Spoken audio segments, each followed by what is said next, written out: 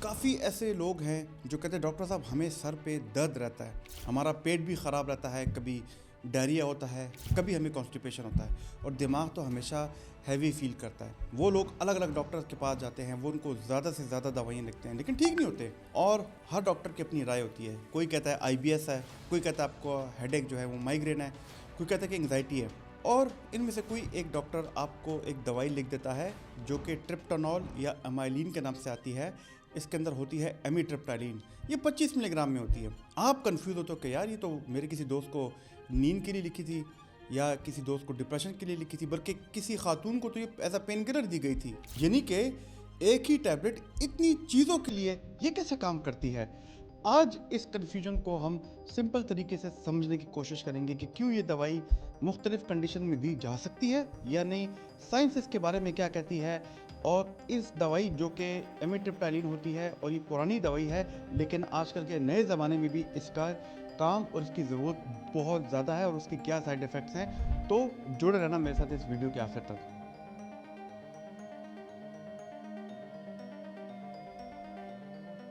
दोस्तों मेरा नाम प्रोफेसर डॉक्टर अली मुफ्ती है, मैं एक साइकेट्रिस्ट हूँ और आज हम बात करेंगे कि ट्रिप्टानॉल एमिट्रिप्टाइलिन दवाई है क्या, इसके साइड इफ़ेक्ट्स क्या होते हैं, किन कंडीशंस में ये ली जानी चाहिए। बस आपसे एक ही गुजारिश है कि अगर आपको वीडियो पसंद है तो हमारे चैनल को लाइक और सब्सक्राइब ज़रूर कीजिएगा। वैसे कोई सवाल हो तो नीचे कमेंट में भी आप कर सकते हैं। तो चले बढ़ते हैं टॉपिक की तरफ। ट्रिप्टानॉल, इसका बेसिक फार्मूला है एमिट्रिप्टाइलिन। असल में ये एक पुरानी लेकिन पावरफुल दवाई है। पुरानी क्यों कि ये 1970s और 1980s में बहुत दी जाती थी। वैसे तो ये दवाइयाँ आती है एंटी डिप्रेसेंट में। एंटी डिप्रेसेंट्स में बहुत एंटी डिप्रेसेंट होती है, इसमें SSRIs, SNRIs और दीगर दवाइयाँ हैं। ये ट्राइसाइक्लिक एंटी डिप्रेसेंट कहलाती हैं, यानी कि वो दवाई जो कि डिप्रेशन के मरीजों में दी जाती है। लेकिन ये सिर्फ डिप्रेशन के मरीजों में यूज़ नहीं होती। अब समझते हैं डोज की गेम। अगर यही दवा लो डोज पे दी जाए तो ये नींद को इम्प्रूव कर सकती हैं। वो लोग जिनको न्यूरोपैथिक पेन्स होते हैं, यानी कि बॉडी में डिफरेंट जगहों पे पेन हो रहा है, पिन पॉइंट पेन, उनको काम करती है और एंग्जाइटी को भी ख़त्म कर सकती है। इसलिए डॉक्टर इसे मल्टीपल कंडीशंस में यूज़ करते हैं। यानी कि अगर इसका कंडीशन देखें, एंग्जाइटी हो तो उसकी डोज चेंज होगी, अगर IBS हो तो उसका डोज चेंज होगा, क्योंकि डोज के साथ साथ इस दवाई का इफेक्ट चेंज होता है। लेकिन थोड़ा समझने की ज़रूरत है कि आखिरकार ये दिमाग में करता क्या है। याद रखिए दोस्तों, एमिट्रिप्टाइलिन का दिमाग में मेन काम होता है सेरोटोनिन को बढ़ाना और उसके साथ साथ नॉरएड्रेनालिन की जो कमी है उसको भी पूरा करना। और डिप्रेशन एंग्जाइटी में यही देखा गया कि अगर आपकी सेरोटोनिन में कमी है, आपकी नॉरएड्रेनालिन में कमी है, तो ये उस केमिकल को बढ़ाता है। वैसे ये दोनों केमिकल्स मूड को और पेन को कंट्रोल करते हैं। ज़रा और सिंपल से समझो, ब्रेन के सिग्नल्स अगर सेरोटोनिन बढ़ता है तो वो बैलेंस हो जाते हैं, आपकी एंग्जाइटी और डिप्रेशन में कमी आती है। आपके जो पेन के सिग्नल जो कि आपके दिमाग को मिलते हैं वो डल हो जाते हैं, आपकी बॉडी रिलैक्स मोड में चली जाती है। इसीलिए एंग्जाइटी आपकी पुरसकून हो जाती है, नींद बेहतर होती है और सर दर्द में बहुत काम होता है। इसके अलावा ये irritable bowel syndrome IBS symptoms को भी इम्प्रूव करती है। और सबसे इंटरेस्टिंग बात, जो IBS में हमने गट और ब्रेन का कनेक्शन देखा है, ये दवाई एमिट्रिप्टाइलिन उसमें बहुत काम करती है। इसलिए IBS में डॉक्टर्स ये बहुत ज़्यादा रिकमेंड करते हैं और देते हैं। वैसे सेरोटोनिन को मूड का न्यूरोट्रांसमीटर भी कहा जाता है। इस तरह वो हार्मोन्स जो कि खुशी के लिए और रिलैक्सेशन के लिए ज़रूरी होता है, इस पर मैंने बनाया है हैप्पी हार्मोन, जो कि 4 हार्मोन्स हैं। ये वाली हमारी वीडियो है, इसमें ज़रूर देखना, आपको फ़ायदा होगा। दोस्तों फिर एक कन्फ्यूजन आती है कि हर डोज क्या सेम इफेक्ट देती है। देखिए, मैंने जैसे पहले ही आपको बताया कि एमिट्रिप्टाइलिन की पावर उसकी डोज में है। अगर आप लो डोज में दोगे, अगर वो आप 10 मिलीग्राम में दोगे, 10 से 25 मिलीग्राम तक, तो आपकी नींद भी बेहतर करेगी, आपकी IBS सिम्टम भी ठीक करेगी और आपकी पेन को ठीक करेगी। अगर डोज आप बढ़ा दो, 25 मिलीग्राम से ज़्यादा बढ़ा दो, तो ये एंग्जाइटी को कंट्रोल करता है। और अगर डोज इससे भी बढ़ा दो, 75 मिलीग्राम तक जाओ, तो ये डोज डिप्रेशन में दी जाती है।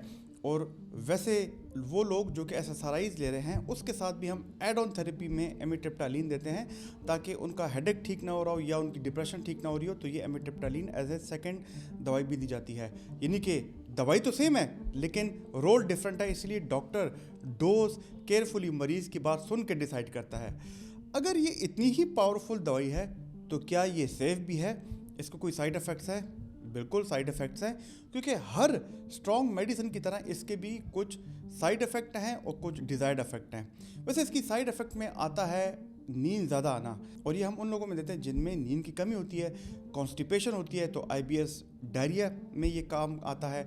वेट गेन करता है तो वो लोग जिनका वेट ज़्यादा नहीं हो रहा, एपिटाइट कम है, तो उसके लिए ये फ़ायदेमंद है। इसीलिए ये दवाई रात को दी जाती है और लो डोज से स्टार्ट की जाती है। लेकिन एक ऐसा साइड इफ़ेक्ट जिससे लोग काफ़ी तंग होते हैं वो है ड्राई माउथ, मुंह का बार बार खुश्क होना, जिसका एक हल ये कि आप पानी ज़्यादा पिएं, आपका मुंह खुश्क नहीं होगा। लेकिन याद रखिए इम्पॉर्टेंट बात, वो लोग जिनको दिल की बीमारी है उसमें ये अंडर सुपरविजन लेनी चाहिए, और वो लोग जिन्होंने कभी ओवरडोजेज की हो, दवाइयाँ ज़्यादा खाई हो, अपने आप को ख़राब किया हो, तो ओवरडोज में ये डेंजरस हो सकता है।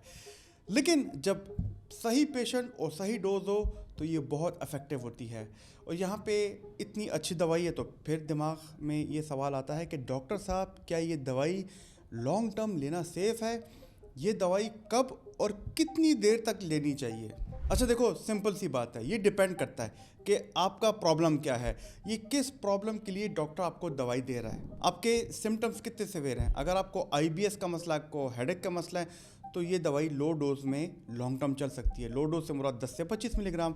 अगर आपको एंग्जाइटी और डिप्रेशन का मसला है तो डॉक्टर के प्लान के मुताबिक एडजस्ट होती है, 6 से 9 महीने कम से कम लेनी होती है। और अगर आपको पेन डिसऑर्डर है, आपको बॉडी में मल्टीपल जगह पे पेन होता है, साथ में हेडेक भी है, तो हो सकता है ये 12 महीने से 15 महीने तक भी चले। और याद रखें, बड़ी इंपॉर्टेंट बात, ये दवाई खुद से स्टॉप नहीं करनी, क्योंकि जब आप सडनली ये दवाई बंद करते हो तो उसके विड्रॉल सिम्टम आते हैं, और विड्रॉल सिम्टम में सर दर्द का आना, एंग्जाइटी का आना, और आपको नींद की ख़राबी हो सकती है। इसलिए जब भी दवाई बंद करो, डॉक्टर की हिदायत के मुताबिक बंद करो।